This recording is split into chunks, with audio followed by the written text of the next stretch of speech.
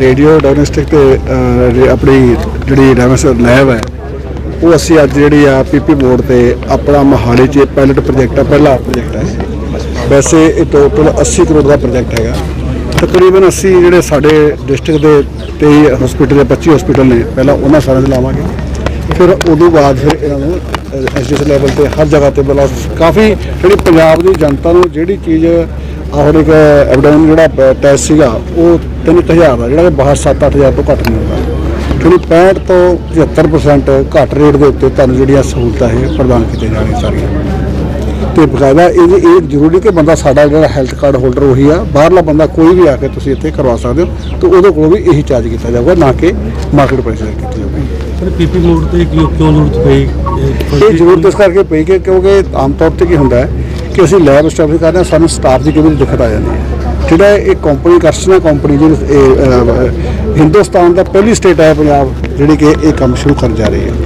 कि बाहर की होंदा कि मार्केट दे विच जां साडे जिहड़े टैक्नीकल ने टैक्नीशियन ने जां रेडियोग्राफर जर्नलिस्ट ने उन्हां दी कमी रहिंदी आम तौर पर, तो इन्हां ने स्पैशली इस काम वास्ते काम किया है। इस करके सानूं ये बड़ा वधिया प्रोजेक्ट है।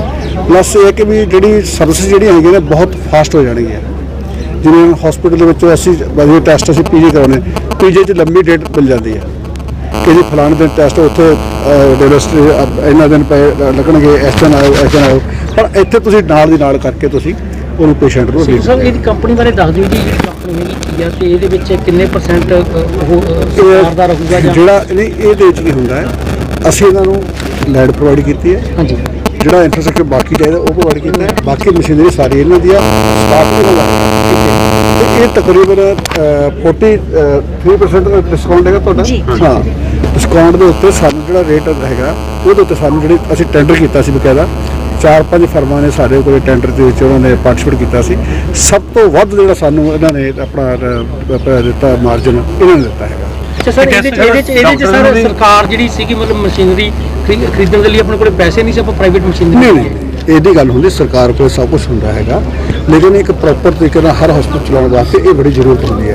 जो फोर्टिस जाओगे मैक्स जाओगे उत्थे बाहरले बंदे ने आके किया है, लेकिन उत्थे चार्ज बहुत हाई ने। ये अगे आम तौर पर असीं कोई उत्थे लैब चलो होर चले जाओ, उत्थे वो बंदे के इन्ने पैसे लगते बंदे को पहली गल हुण जिवें एक गरीब आदमी है उन्होंने पता नहीं कि लैब कित्थे हैगी है, तो इत्थे जिहड़े कोल कोई हैल्थ कार्ड हैगा वो असीं पैसा लेने कोई नहीं।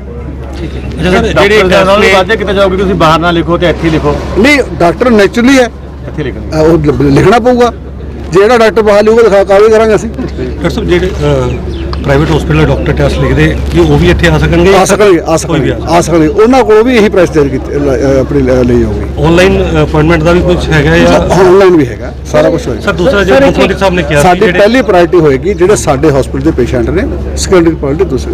सर ਜਿਹੜੇ ਮੁख्यमंत्री साहब ने कुछ दिन पहले ਜਿਹੜੇ ਐਲਾਨ ਕੀਤਾ ਸੀ ਕਿ ਜਿਹੜੇ ਸਰਕਾਰੀ ਕਰਮਚਾਰੀਆਂ ਦਾ ਦੋਨੋਂ ਡੋਜ਼ ਨਹੀਂ ਲੱਗੀਆਂ ਉਹਨਾਂ ਨੂੰ ਜਬਰਨ ਛੁੱਟੀ ਦੇ ਵਿੱਚ ਕਿੰਨੇ ਕੋਈ ਅਜੇ ਕਰਮਚਾਰੀ ਨੇ ਜਿਹੜੇ ਹੈਗੇ ਨੇ? ਜਬਰਨ ਛੁੱਟੀ ਦੀ ਗੱਲ ਨਹੀਂ ਹੁੰਦੀ, ਲੇਕਿਨ ਅਸੀਂ ਉਹਦੇ ਵਿੱਚ ਇੱਕ ਦੇਖੋ ਆਫਟਰ ਨੂੰ ਸਕੂਲ ਖੋਲਤਾ 50 ਟੀਚਰਾਂ ਦੇ ਵਿੱਚ 25 ਨੇ ਤਾਂ 2 ਡੋਜ਼ ਲੈ ਲਏ, 25 ਨੇ ਨਹੀਂ ਲਈਆਂ, ਠੀਕ ਹੈ ਨਾ। ਉਹਨਾਂ ਦਾ ਮਤਲਬ ਉਹਨਾਂ ਨੇ ਕਾਲ ਕੀਤੀ ਹੈ, ਤੇ ਜਿਹੜੇ 25 ਜਿਹੜੇ ਕੋਈ ਇੰਗਲਿਸ਼ ਦਾ ਟੀਚਰ ਹੈ ਉਹਦੇ 2 ਡੋਜ਼ ਨਹੀਂ ਲੱਗੀਆਂ ਤੇ ਸਕੂਲ ਕੋ ਚੱਲੇਗਾ? ਉਹਨਾਂ ਕੋਲ ਤਾਂ ਕਰਨਾ ਪਏਗਾ ਨਾ। ਅਸੀਂ ਸਕੂਲ ਦੇ ਵਿੱਚ ਜੇ ਬੱਚਾ ਆਉਂਦਾ ਹੈ 7 ਸਬਜੈਕਟ ਹੈਗੇ ਨੇ, 7 ਟੀਚਰ ਹਾਜ਼ਰ ਚਾਹੀਦੇ ਨੇ। ਇਸ ਕਰਕੇ ਸਿੱਧੂ ਸਾਹਿਬ ਜਿਸ ਤਰ੍ਹਾਂ ਗੱਲ ਕੀਤੀ ਜਾਂਦੀ ਹੈ ਕਿ ਰੇਲਵੇ ਪ੍ਰਾਈਵੇਟ ਹੱਥਾਂ ਦੇ ਵਿੱਚ ਗਈ ਆ, ਤੇ ਉਸੇ ਤਰ੍ਹਾਂ ਇੰਸ਼ੋਰੈਂਸ ਦੀ ਗੱਲ ਕੀਤੀ ਜਾਂਦੀ ਆ, ਆਇਲ ਕੰਪਨੀਆਂ ਦੀ ਗੱਲ ਕੀਤੀ ਜਾਂਦੀ ਆ, ਸਰ ਸਰਕਾਰੀ ਹਸਪਤਾਲ ਦੇ ਵਿੱਚ ਵੀ ਪ੍ਰਾਈਵੇਟੇਸ਼ਨ ਦੀ ਕੋਈ ਇਹ ਪ੍ਰਾਈਵੇਟੇਸ਼ਨ ਨਹੀਂ ਹੈ, ਇਹ ਪੀਪੀ ਮੋਡ ਤੇ ਹੈ। ਪ੍ਰਾਈਵੇਟੇਸ਼ਨ ਤਾਂ ਹੋਵੇ ਜੇਕਰ ਅਸੀਂ ਇਹਨੂੰ ਸੰਭਾਲਦੀ ਸਾਰਾ ਕੁਝ। ਜਿਹੜਾ ਸਾਡਾ ਪੇਸ਼ੈਂਟ ਹੈਗਾ, ਜਿਵੇਂ ਸਾਡੇ ਕੋਲ ਇੰਨਾ ਅਸੀਂ ਹਰ ਜਗ੍ਹਾ ਤੇ ਆਪਣਾ ਸਟਾਫ ਲੈ ਸਕਦੇ, ਇੰਨੇ ਬੰਦੇ ਭਰਤੀ ਕਰਨੇ ਬੜੇ ਮੁਸ਼ਕਿਲ ਹੁੰਦੇ ਨੇ, ਔਰ ਨਾਲ ਡਾਇਗਨੋਸਟਿਕ ਮਿਲਦੀ ਨਹੀਂ ਮਾਰਕੀਟ ਦੇ ਵਿੱਚ।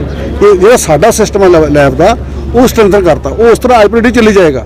ਲੇਕਿਨ ਜਿਹੜੇ ਟਰਸਰੀ ਕੇਅਰ ਵਾਲੇ ਜਾਂ ਬਹੁਤ ਪਾਰਟੀਕੂਲਰ ਜਿਵੇਂ ਸਿਟੀ ਸਕੈਨ MRI ਆ, ਉਹ ਆਮ ਤੌਰ ਤੇ ਹਸਪਤਾਲ 'ਚ ਉਪਲਬਧ ਹੁੰਦੀ ਨਹੀਂ, तो वो सारे पासे हो जाएगा। सर किसानों की जी गल करिए, इसका यहाँ पर इनोग्रेशन किया गया है, क्या कुछ होगा उसका प्रोसेस सर? तो मेरा नाम पल्लवी जैन है, मैं कृष्णा डायग्नोस्टिक्स लिमिटेड की मैनेजिंग डायरेक्टर हूँ।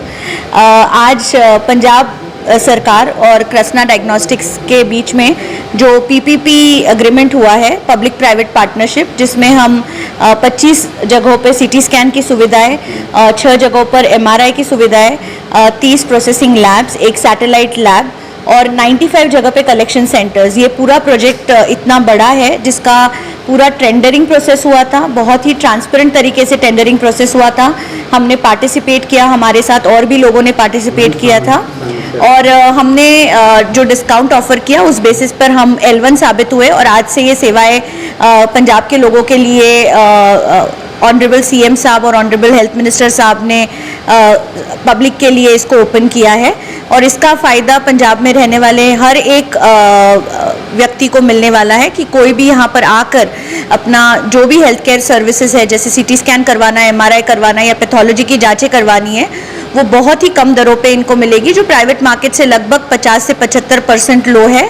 साथ ही में जो बीपीएल है या जो बाकी सारी स्कीम्स जो ऑलरेडी सरकार की चल रही है, उन सबको ये सुविधाएं मुफ्त मिलेगी। उसका जो प्रोसेस है उसको फॉलो किया जाएगा और सारा सब कुछ टेक्नोलॉजी का इस्तेमाल करते हुए बहुत ही ट्रांसपेरेंटली होगा। टोटल पंजाब में इस तरह के कितने खोले गए हैं और सभी आज से स्टार्ट हो गए हैं, वर्क कर रहे हैं, इस बाद में कुछ नहीं, ये आज शुरुआत है मोहाली से और बटाला में हमने लैब शुरू की है। हमारी कोशिश रहेगी कि हम अक्टूबर से नवंबर एंड तक सारे जो 25 सीटी स्कैन सेंटर्स हैं, 6 एमआरआई सेंटर्स हैं और जो सारी लैब्स और कलेक्शन सेंटर्स हैं उनकी हम शुरुआत करें। ये फेज वाइज होगा। जो टेस्ट वगैरह हैं, जैसे कि कुछ लोग बाहर से भी टेस्ट लेके जाते हैं, डॉक्टर को दिखा के लाते हैं, क्या वो भी टेस्ट यहाँ पर हो जाएंगे? बिल्कुल बिल्कुल, यहाँ पर सभी तरह की जांचें होगी। आपको कोई प्राइवेट डॉक्टर भी चिट्ठी लिख के देता है तो आप वो चिट्ठी लेके यहाँ पे आ सकते हैं और हम वो टेस्ट यहाँ पे करेंगे। सरकारी रेट पर ही होंगे? जी, यहाँ पे 24/7 365 दिन कोई भी एडिशनल चार्ज नहीं लगेगा, ना इमरजेंसी चार्जेस होंगे, ना नाइट चार्जेस होंगे। आपने जब आप सेंटर में आए हो, आपने रेट का डिस्प्ले भी देखा है, तो हम बहुत ही ट्रांसपेरेंट तरीके से कार्य करते हैं पूरे भारत में। तो यहाँ पे कोई भी एडिशनल चार्जेस किसी को भी नहीं देना पड़ेगा, चाहे वो आम पब्लिक हो या चाहे कोई 5 स्टार वाला भी हो। थोड़ा सा क्लियर करना पड़ेगा, जैसे कि 40 है, मैक्स है, कोई और वहाँ अगर कोई पेशेंट दिखाता है, अगर वहाँ टेस्ट बहुत महंगे होते हैं, वो यहाँ पर आ सकता है और उसको इसी दाम में यहाँ पे मिलेगा।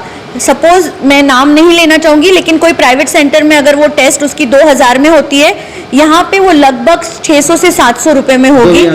जी, जो यहाँ का रेट है, जो सरकारी दरों पे निश्चित किए गए, जिस तरह से हमारा टेंडर में एग्रीमेंट हुआ है, उसी दरों पे होगा, कोई भी एडिशनल चार्जेस नहीं लगेंगे। मैम, कुछ मशीनें जैसे प्राइवेट के पास एडवांस मशीन है, ऐसी ही यहाँ भी अवेलेबल है?